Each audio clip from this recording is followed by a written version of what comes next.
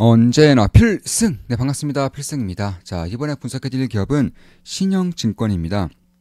제가 얼마 전에도 이재명 대통령 시대를 준비를 하면서 사실 자사주 매입 소각에 대한 말씀을 드렸었어요. 추가적으로 상법 개정에 대한 말씀도 함께 드렸습니다. 그때 당시에 제가 말씀드렸던 기업은 미래에셋증권이었어요. 그리고 이번에 분석해드릴 기업은 신영증권입니다. 일단 미래에셋증권이 제 예상대로 일단 대장주로서 역할을 하고 있는 것 같아요.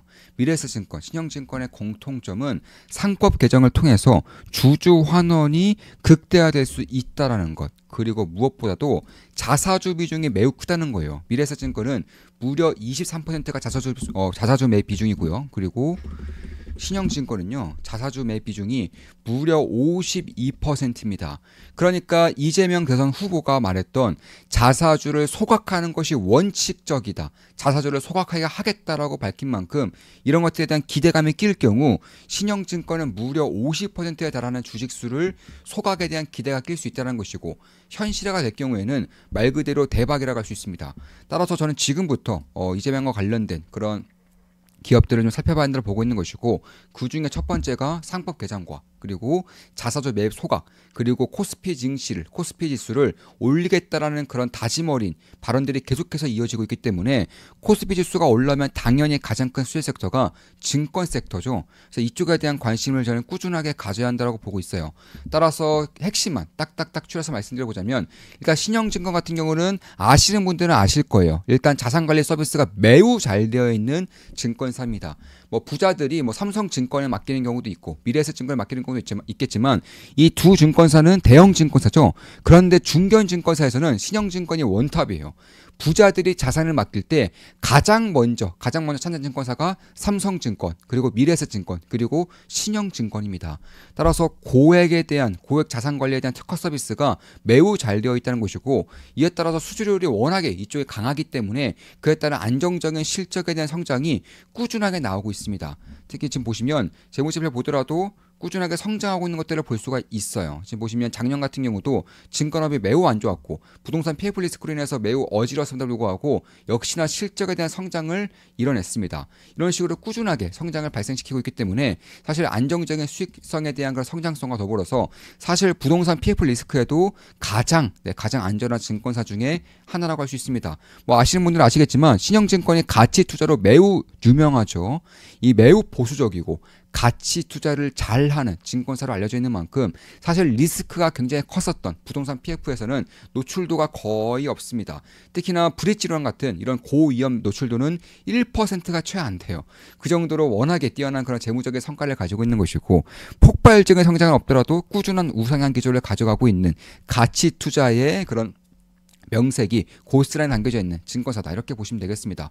따라서 PBR도 0.4가 안 됩니다. 배당 수익률은 5에서 6%대인데 이게 높다고는 할 수 있겠지만 사실 배당 성향이 그렇게 강한 것은 아니에요. 왜냐하면 워낙에 저평가되어 있고 워낙에 실적이 잘 나오고 있기 때문에 사실 배당 수익률이 6% 이상이라고 하지만 주주 친화적이다라고 할 정도의 배당 수익은 아닙니다. 따라서 주주 친화적인 정책을 펼칠 경우에는 제가 봤을 때는 꽤나 고배당주로서 역할을 할 수 있다고 보고 있는 것이고, 특히 52% 넘는 자사주 매입 소각이 진행될 경우에는 주가의 그런 업사이드가 상당히 커질 수 있는 요소가 만들어지고 있다. 그리고 무려 53연속 흑자입니다. 53년 연속으로 흑자 전환을 하고 있기 때문에, 흑자를 달성하고 있기 때문에 매우 안정적인 그런 성장성을 보유하고 있는 가치 투자의 대부라는 것이고, 특히 증시를 부양한다거나 아니면 자사주 매입 소각에 따른 그런 움직임을 보인다거나 혹은 밸류업 기조를 계속적으로 쌓아나갈 경우에는 사실 가장 먼저 봐야 되는 섹터가 저는 증권 섹터로 보고 있는 것이고, 그중에서도